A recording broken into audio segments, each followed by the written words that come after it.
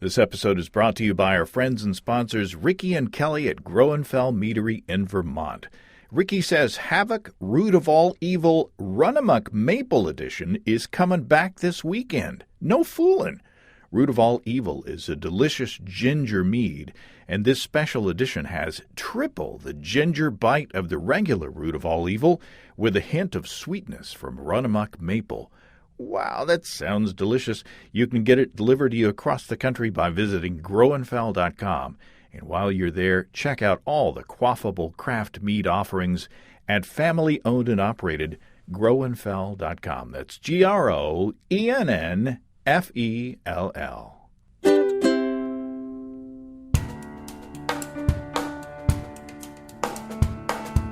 Welcome to Basic Brewing Radio for Thursday, April 1st. 2021. No fooling.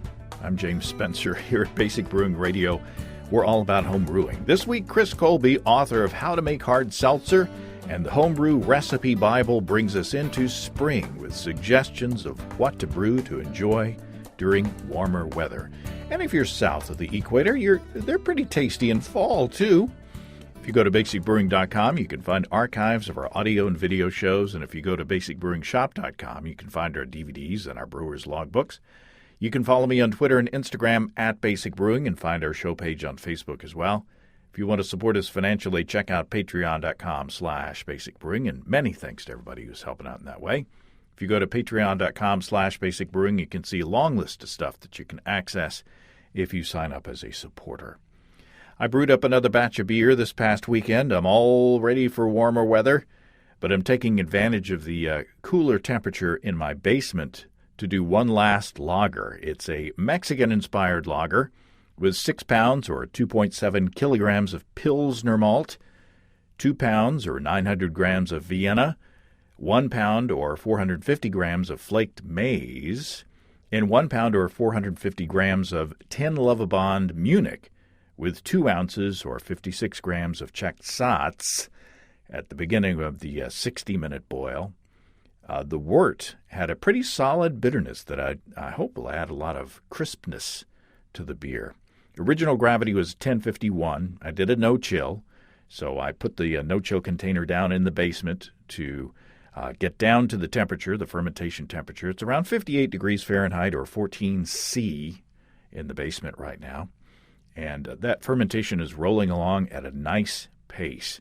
And when it slows down a little bit, I'll bring it upstairs to warm back up for a diacetyl rest to make sure that it's nice and clean, give the yeast a lot of time and opportunity to really, get rid of the butteriness, any butteriness that might be in the wort. So I'm really looking forward to that one. And I'm fermenting that beer with a packet of L09 Que Bueno from our friends and sponsors at Imperial Organic Yeast. That's right, the spring seasonal from Imperial will be Que Bueno, and it's going to be available through the end of May. Que Bueno creates refreshing light-to-dark lagers with very clean, low ester aromatic profiles and nice, crisp and dry finishes, which should go really well with that beer that I'm making. It's a great choice, not only for Mexican-style lagers, but any lager where clean ester profile and dry finish is appropriate. And I like to say that my stir plate is dusty because I don't use it anymore to make starters for moderate gravity 5-gallon batches. In the past, I would have made a starter for this lager with the liquid yeast that I used to use, but with 200 billion cells in each easy-to-open package, my beers are usually bubbling before bedtime. Ask your local homebrew store about Que Bueno and all the other offerings from Imperial Organic Yeast, and check them out at imperialyeast.com. That's imperialyeast.com.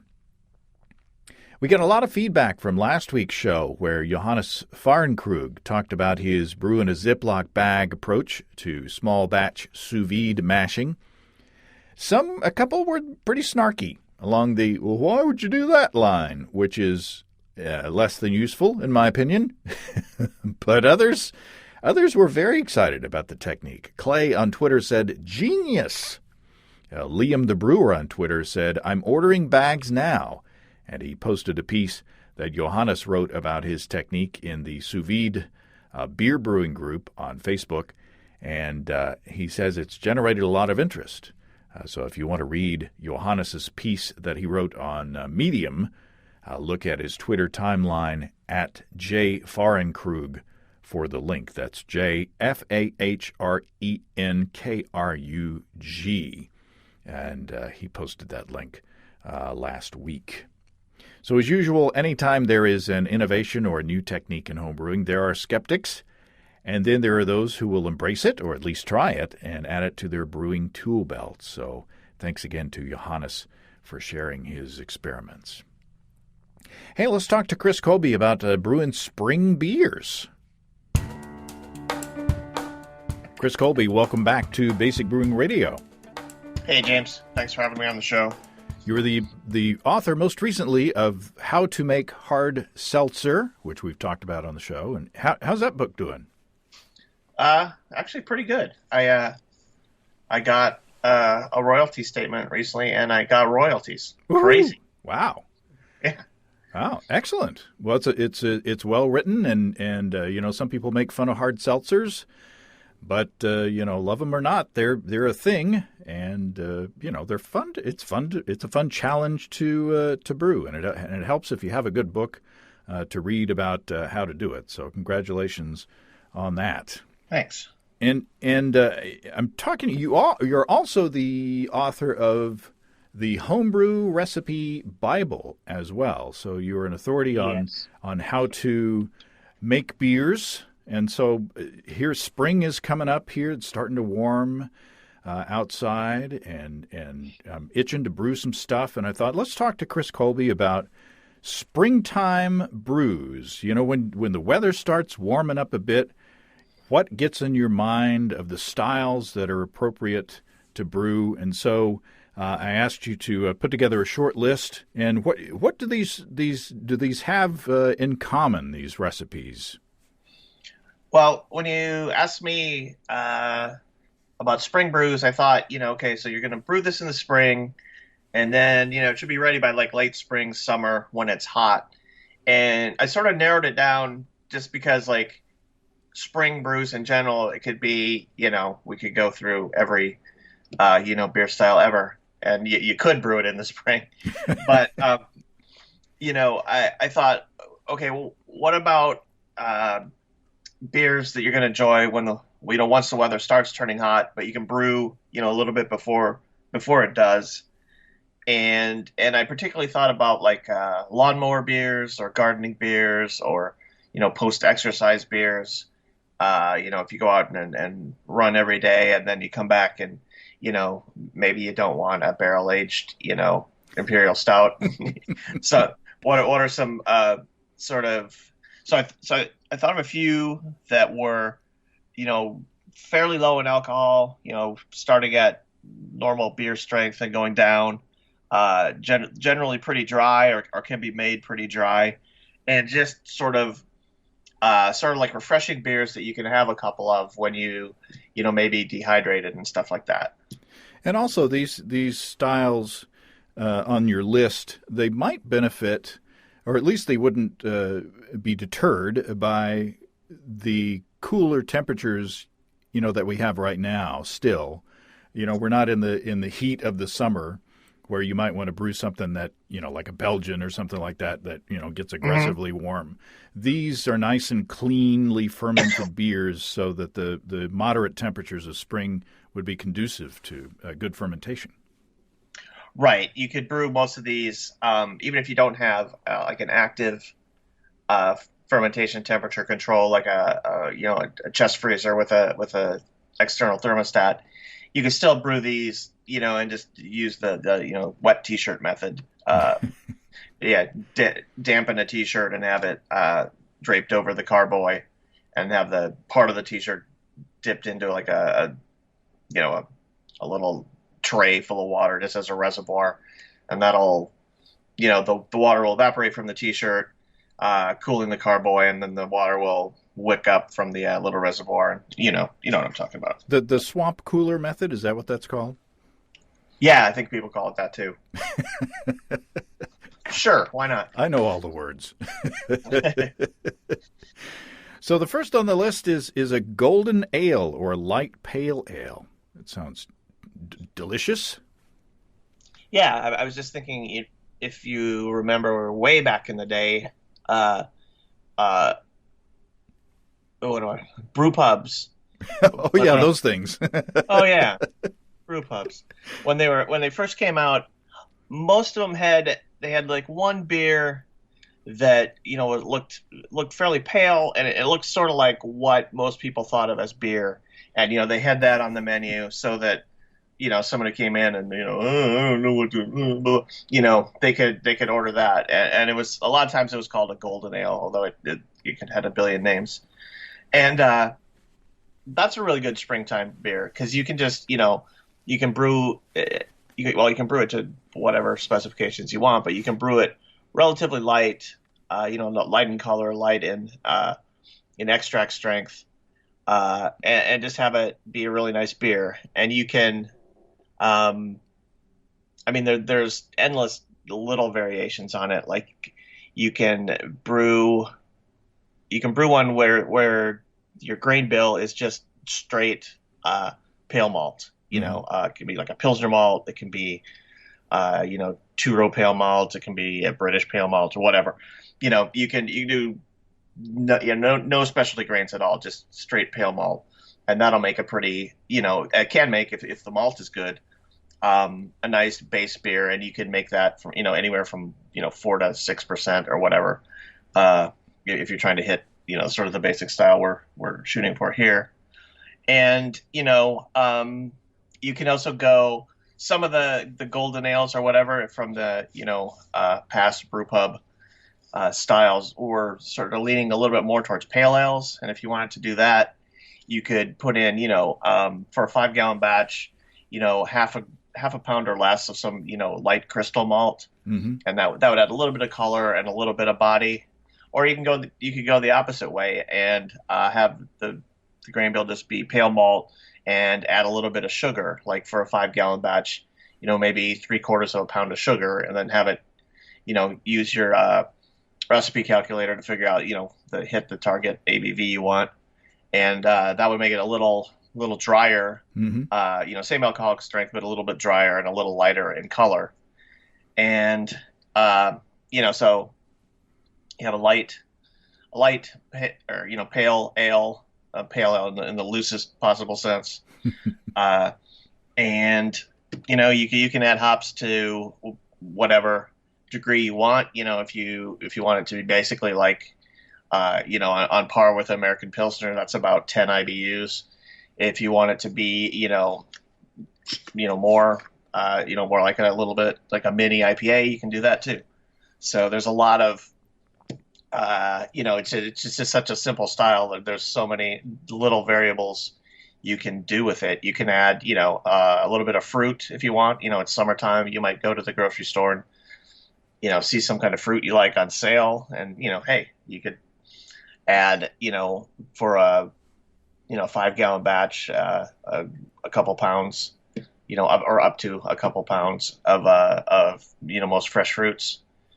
You could also, if just for color wise, you could take a basic, a golden ale.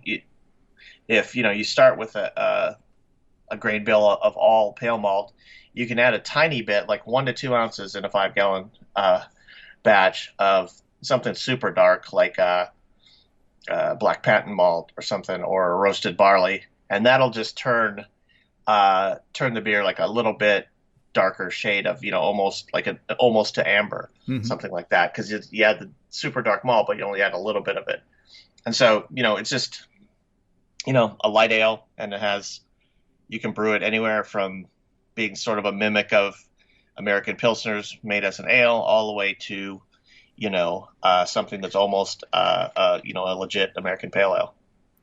And I guess if you wanted to, you could put hops in the last of the flame out, or dry hop it a little bit. For something like this style, it's so light. If you go too much on the dry hopping, it might wander into the the light IPA type of category, which would be delicious as well.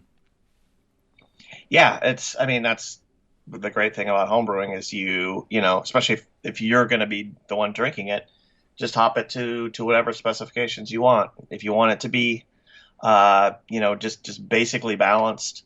I mean, for me, something like a golden type ale, if you put about 18 to 20 IBUs in it, to me that's nice balanced.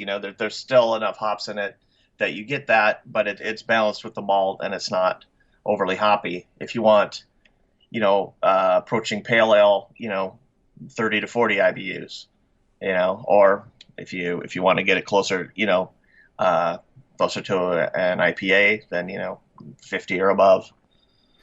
I was just thinking, you mentioned fruit. I've brewed a beer or two with frozen peach chunks.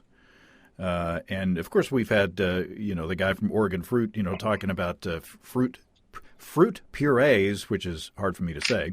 But you could use something like that, too. But you could go really light and, say, put a pound or two maybe of, frozen peach chunks in a secondary and let the beer sit on that for a while. And peach is a really nice, light springtime, summertime flavor as well. Yeah, I stopped doing it, but for a while, every Thanksgiving, I would make a beer that I called the Cranberry Zinger. And it had cranberries, oranges, and Granny Smith apples in it, and ground up. And it was basically just like a light wheat beer, and that turned out really good because it was meant to be dry, and it was dry. And you don't really need to put that many cranberries in something to get it both, that tart cranberry flavor, and also it just adds a nice red color to it. And I always, for some reason, that beer always dropped like perfectly clear, like almost like it'd been, filtered to crystal clarity. Wow. And I wonder if that has to do something with all the tannins in the skin of the fruit. But yeah, something like that. It's a good idea. And of course, we talked about seltzers in the beginning. Seltzer is a nice warm weather beverage as well. Refer to the previous show where we talked about how to brew seltzers. But the opportunity for flavoring those is infinite. But you mentioned wheat ales. Wheat is a nice sort of stereotypical springtime, summertime light beer as well. Yeah, and brewing a wheat ale is, you can do almost everything I said with regard to golden ale. You can apply to the wheat ale. You can add a little bit of, a small amount of specialty malt to give it a little bit more body and whatever flavor of the specialty malt you want to add. Or you can go, for a summer beer, you can swap in some sugar for some of the malt and have it be, a little bit drier. There's absolutely nothing wrong with a nice dry beer in the summer. And you also have the option of fermenting with a clean ale yeast, like the American wheat style beers, or you can do it with the German. Mm-hmm. And a nice thing about the Germans is if you're running a little bit late and your spring brewing is now your summer brewing, those can tolerate a little bit higher temperatures. I mean, it affects your, how much banana is in it, but if you don't mind that, you can ferment at a little bit higher temperatures with those. And of course, wheat ales too. You can add fruit to. If you go to your supermarket and raspberries are on sale, make a raspberry wheat. What percentage of wheat would you typically use, and what does wheat bring to the beer?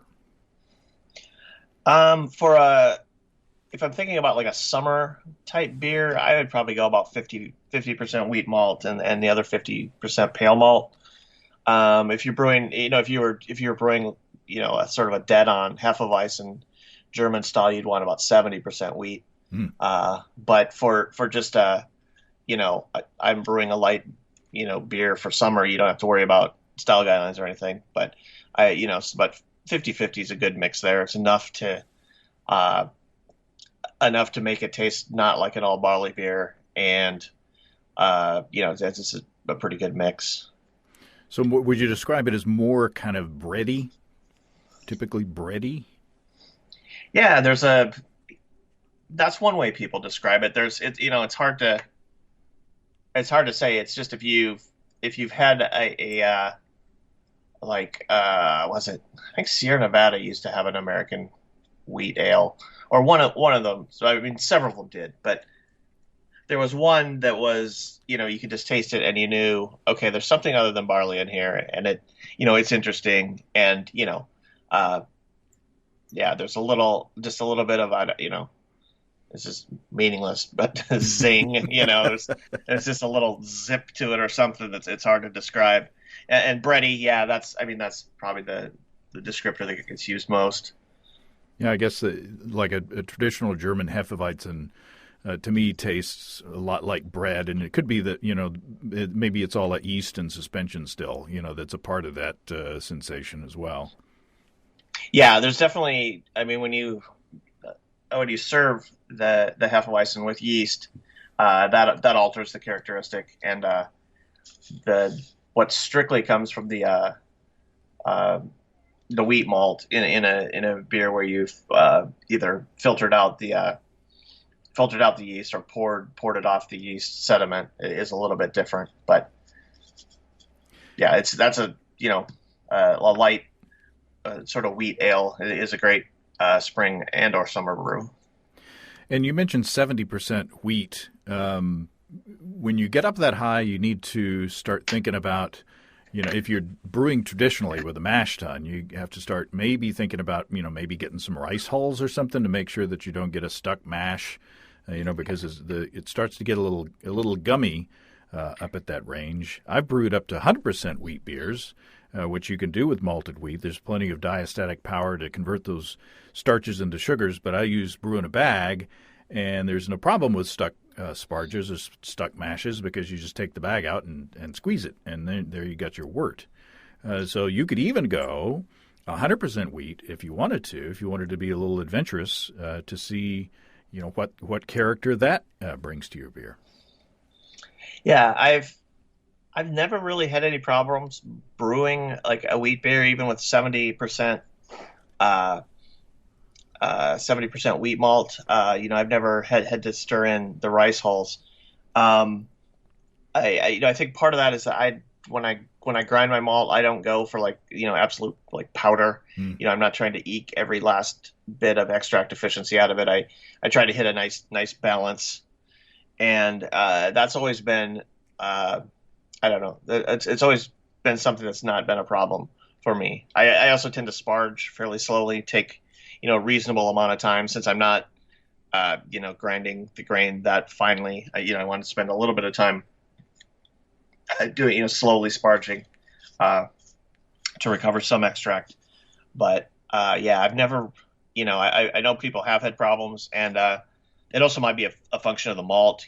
Maybe some malts are just gummier than the ones I've used. Mm. But yeah, I don't worry overly much about like a stuck sparge. I think a lot of that is if you mash out and keep your sparge water hot enough that it keeps the top of your grain bed at around 170, then you're in good shape. Hmm.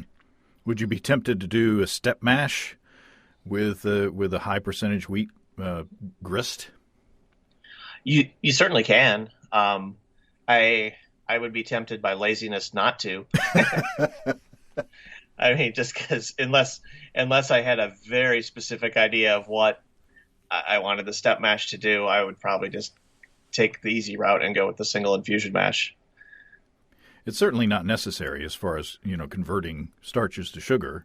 No, it's not, and it's more time consuming. And if you also you need to know like the characteristics of the malt you're using, and then you have to have some idea of what your step mash is doing it. If you're just doing it because like, hey, it's a step mash and that's traditional, that's not a good idea because the malts you're using probably aren't the same ones that were traditionally used.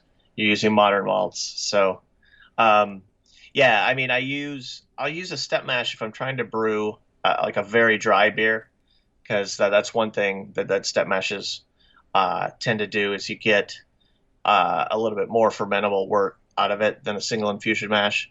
But and again, if this is a spring or a summer beer, that might be just a thing. But again, I would be tempted by laziness to just do a single infusion mash, do it well, and that should be all I need. Step mashes and decoction mashes. When you're reading, like Radical Brewing by Randy Mosher, and he's painting all these beautiful pictures of these elaborate recipes and things. They sound a lot more fun on paper than they do in practice. Yeah, I went through that stage where I tried all the crazy, with step mashes and decoction mashes, and even what's the one with lambics where you push the little basket in, and I tried them and they're fun. And now I'm just like, unless I have a very specific idea of like, I can't brew this beer with a single infusion mash, then I'll just go with the single infusion mash.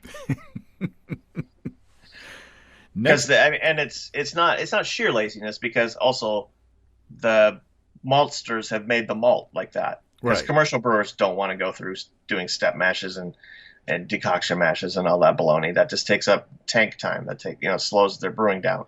Right. So their modern malts are malted in order to be used in a single infusion mash. Yeah, and the consistency of the grain or the malt across the whole batch of the malt is going to be even.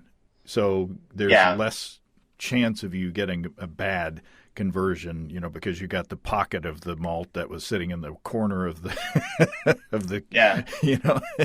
Well, if you grow your own barley and malt your own, which is doable at a homebrew scale, then I definitely would do a step mash or even a decoction mash. Yeah. And in the most recent issue of Mother Earth News, I have a story on growing malt. Oh yeah. So, yeah, shameless self-promotion. Yeah, I was gonna mention that. You posted a picture of that on the Facebook. Mm-hmm. So you're everywhere. I'm everywhere on Basic Brewing Radio and Mother Earth News. Okay, 2 places. It's a saturation effect. If those are the only media outlets you consume, you're literally everywhere. So that is a very slim Venn diagram right there. I've also been talking to homebrew clubs recently. Oh. Usually about hard seltzer, but yeah. They all seem to start laughing when they start hearing me badmouth hard seltzers, because I don't know. People figure that I wrote the book. I must be like the biggest hard seltzer fan in the world. And I'm like, no. I get paid to write books. You can tell people how to make good ones. It doesn't mean that you have to be a fan. Although you said before we started recording that you did have a couple of good examples of homebrewed hard seltzer recently. I did. Can I mention her name on the air? If that's up to you and her. Yeah, there's someone I know from the foam ranger, Janine Weber. She was going to Austin, and she stopped by Bastrop because it's on the way, and she dropped off a couple homemade hard seltzers, and they were like technically flawless. It was great, and they also were flavored with like actual flavors, not artificial flavors, so they tasted pretty good. And she's gearing up to be a commercial brewer, so it was it was interesting. I should say, because I'm like bad mouthing hard seltzers, I should say they're fascinating from the brewing standpoint, like how to do them. That the technical aspects are real engaging, and that's what caught my interest and made me want to write the book. Besides getting paid for it, and I don't write just any book. Yeah, just for fun, you're writing books. Yeah, I'm not going to be writing like Ted Cruz's autobiography anytime soon. Every day I write the book. Yeah, that's another song. Yeah, they're interesting. They're interesting, and as a home brewer, you can take the things that are disappointing about them as a commercial brew, because they're their intention commercially is to make them low calorie, but still relatively high in alcohol, or 4 to 5%. But you can fix the things that you don't like as a home brewer. You can sweeten them up a little bit, add a little bit more flavor. And I know that there are craft brewers out there who are making good hard seltzers.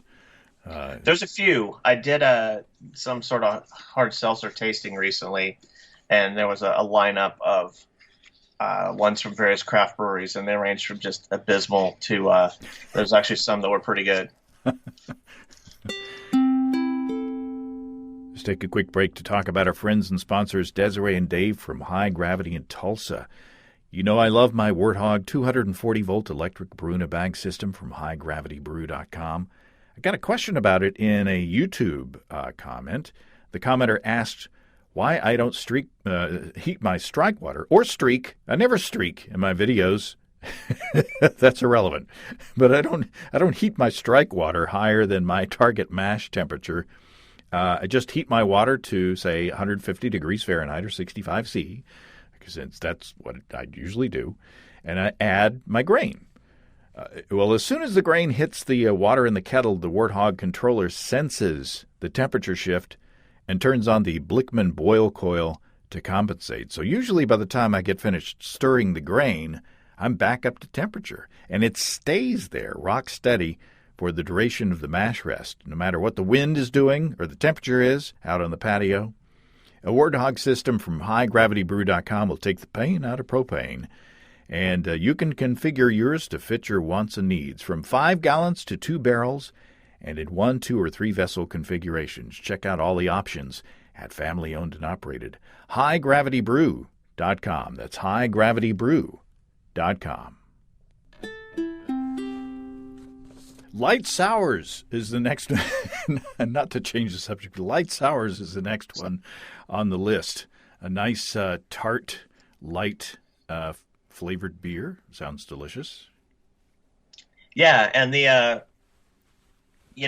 horizon is endless in that respect. I mean, you can think of something like you can take a Berliner Weiss. There's a good example of, there's a light sour wheat ale, and that also you can add fruit to. That it sort of rehashes everything we've said about the other styles. They're just, if you do the souring as a fermentation thing rather than a kettle sour, you'll probably have to go through the summer at least to get down to something sour enough that's that's going to work. But you can always brew in the spring. Just get a bucket rather than a carboy. Just get a bucket, fill it with a light wheat ale, light wheat ale wort. Pitch one of any of those blends from the yeast companies that and that you might like particularly well. There's a Lambic blend and Rosalier blend, and there's others now. Or pitch your own personal mix of souring microorganisms, and then just let it sit for a year until next spring rolls around, and the next something comes to your supermarket that hey, I like this fruit and it's on sale, and make a light beer from that. And the reason to do it in a bucket is because buckets, even when they're well sealed, which they should absolutely be if you're going to store beer in it for a year, they let in enough air to that actually sort of helps the souring. Some people say too much air, but I don't listen to those people. People are pounding their fists even as we speak. Probably. But you could also do a kettle sour. You can make a wort and boil it to sanitize it, cool it down to say 120 degrees Fahrenheit. Use some sort of temperature control device, whether it's a sous vide thingy or an electric brewing system that's big enough to accept a carboy, and use probiotics like I've done. The Good Belly Pro Shot Mango has enough. A couple of those in a 5-gallon batch is enough lactobacillus in there to tartan up a wort in a couple of days.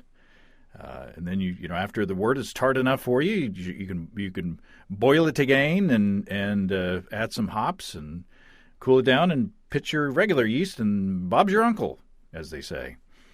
That's a that's a synopsis. It's a little more complicated than that, but not much. Kettle souring is a lot of fun, and it's fairly short term. You don't have to be patient or as patient as you do with the traditional technique. Yeah, a lot of people, the idea of brewing a beer and waiting a year for it to become ready, that might not be something that they like. But I mean, I used to every spring I'd brew like 15 or 20 gallons of some sort of light wheat beer, like it was a lambic base, and I would end up with 15 gallons of like 3 buckets of light wheat beer, pitched with a lambic blend, and then every year I'd take one of the buckets and add fruit, and I'd use the other bucket for something, but I would retain a bucket. So I eventually ended up with a year that I had a 3-year-old, 2-year-old, and 1-year-old base lambics. Oh. And I blended them all together and made a goza. Mm-hmm. And yeah, that was one of the best beers I ever made. Wow. Yeah, and I had I known a little bit more at the time, I probably could have made it even better, because my blending strategy was, well, I have 3 buckets of 5 gallons apiece. I'm going to have 15 gallons of goose. I didn't think about, like, should I taste each one and then blah, blah, blah. Because like normal blending at a commercial lambic producer is they use mostly the oldest, which is the tartest, and then they blend a little of the less fermented lambics into it to sweeten it up just a teeny tiny bit. And but I just dumped them all together, and and it's still good. I had goose lambic for coming out the ears. It does sound delicious. And then we got one. Or go ahead. Yeah, it was great. It actually won the Zealots, the Austin Zealots Homebrew. What do they call it? I should know. I was the founder. Competition. Homebrew Inquisition. Yeah, it won the first year of that, the Best of Show. Wow. Yeah. Wow. So congratulations. Pretty sad. Yeah. Thank you. Yeah, that's Barry in the lead. And then we have one standout. All these have been lighter colored beers, and then you ended the list with dry stout. Yeah, I just thought that the other 3 are all light in color, sort of straw colored. Throw in something that wasn't just yet another light colored beer, and I thought about dry stout, because dry stout is, as the name implies, dry. Generally, low alcohol. They're usually about 4%, and they're just they're great. They're great beers. You can people don't maybe think of drinking stout quickly. Like the rest of these beers are something that if you get done gardening for the day or whatever, maybe you have a couple beers. But dry stout's a great style, and you also don't have to, if you don't like Guinness necessarily, you don't have to do your dry stout as a Guinness clone. You can, there's also Murphy's, and there's Beamish, the 2 other sort of actual Irish dry stouts, and you can also explore and just make your own. But I like Murphy's a lot. Murphy's has there's less of a bite to the dark grains compared to Guinness, and there's a tiny bit of crystal malt in there for a tiny bit of sweetness, and to me it's just a better. It's completely a personal choice, but it's just a better balanced beer to me, and it's unfortunately you can't get it in the United States anymore, except in the widget can with the nitrogen. Yeah. And it's not bad at that, but I think the old, when you used to be able to get it just as a normal beer with CO2 in it, I thought that was better. But And people, once again, nobody agreed with me. you're good at that. That's my thing. Is having opinions that nobody agrees with.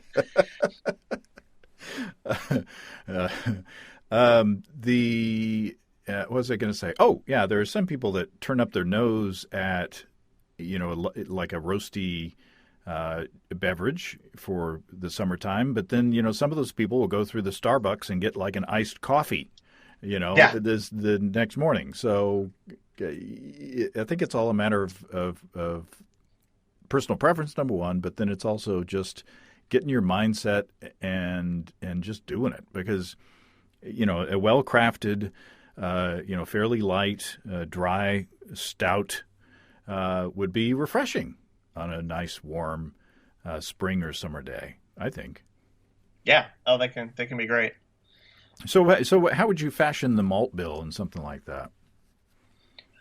What I do is, hang on one second.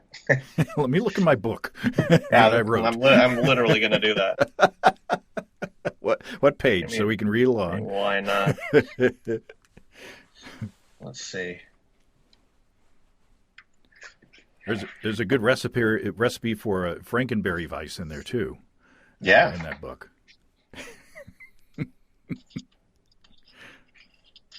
I would go with in my. I don't know, I'm not. Do you want me to mention the book actually? Yeah. Well, I think I already have the Homebrew Recipe Bible, right? Yeah.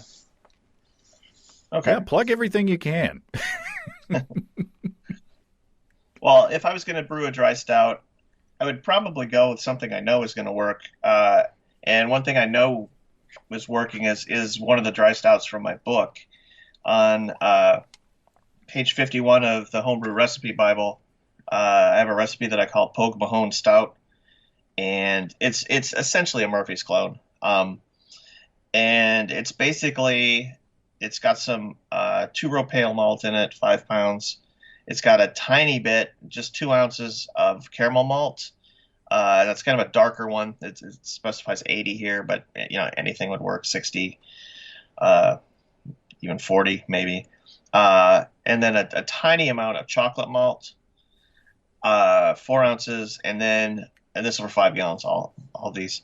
And then it's got 11 ounces of roasted barley. And that's a little like a typical Guinness clone would have a pound in a 5-gallon batch, so 16 ounces. So it's a little bit less on the roasted barley, but then there's 4 ounces of chocolate malt too. And then there's also 12 ounces of cane sugar in it. Oh. And so this all adds up to, when you add it all up, the original gravity is only 1038. Oh, wow. Yeah, and it ferments down to 1007, so which gives you 4% ABV, and that's pretty much perfect for a dry stout. And the cane sugar just dries it out a little bit above and beyond what would normally it would be. You can use White Labs WLP 007, which is dry English ale, or even Fermentis Safe Ale SO4 to ferment it with, and then those are fairly dry, dry beer yeast. So yeah, something like that. And then I've got Target and Kent Golding hops listed as, and shooting for 32 IBU, but you could use almost anything. They don't have to be English hops specifically, especially if it's just something neutral that doesn't have a lot of varietal character to it. Add something, and you can, again, as a homebrewer, you have the freedom. You can take it down to 20 IBUs if you want. You can take it up to 40 IBUs if you want. It's just your own personal preference. Mm-hmm. And then another thing I would say on a dry stout is go with slightly less carbonation than you would on a normal beer. For example, in this one, I shoot for 2.2 volumes of CO2, whereas 2.5 to 2.6 is what the usual 5 gallons recipe calls for.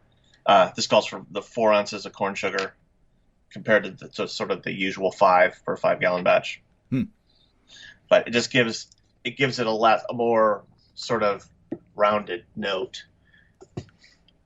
That does sound good. Now I know, right? Now I'm thinking about brewing that. I got the book. I know what page it's on now. I could just brew that. Susan would love that. She loves roasty beers.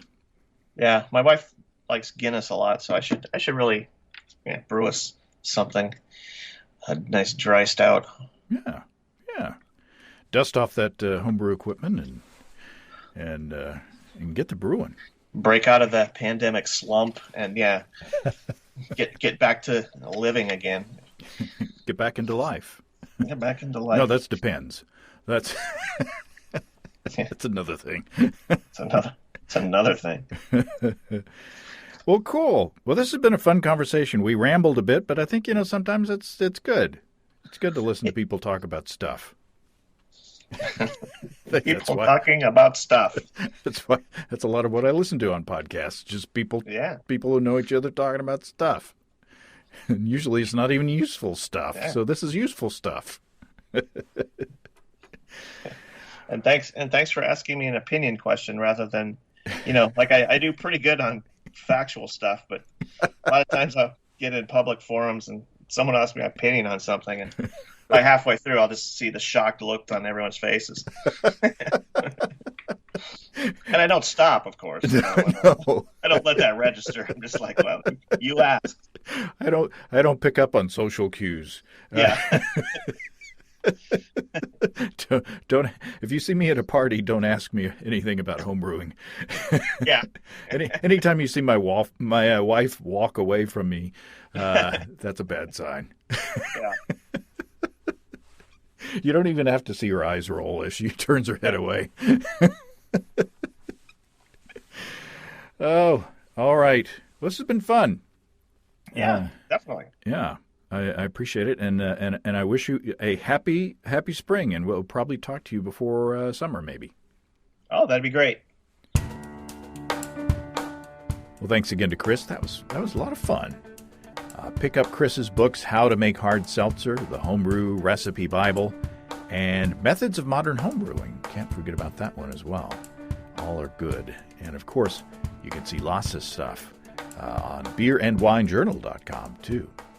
If you have brewing questions, show suggestions, or just want to say howdy, write to James at basicbrewing.com, or just fill out the contact form on basicbrewing.com. And please don't forget to tell us where you're from. Check out our mobile-friendly shop at basicbrewingshop.com. Thanks to everybody supporting us through our Patreon page. Special goodies coming your way. Check that out at patreon.com/basicbrewing. It's all until next time. Till then, thanks for listening, everybody. I'm James Spencer. Production help for Basic Brewing Radio and our website is provided by Kelly Dotson. Basic Brewing Radio is a production of Active Voicing. We'll talk to you next time, everybody. In the meantime, stay well and stay tuned. So long.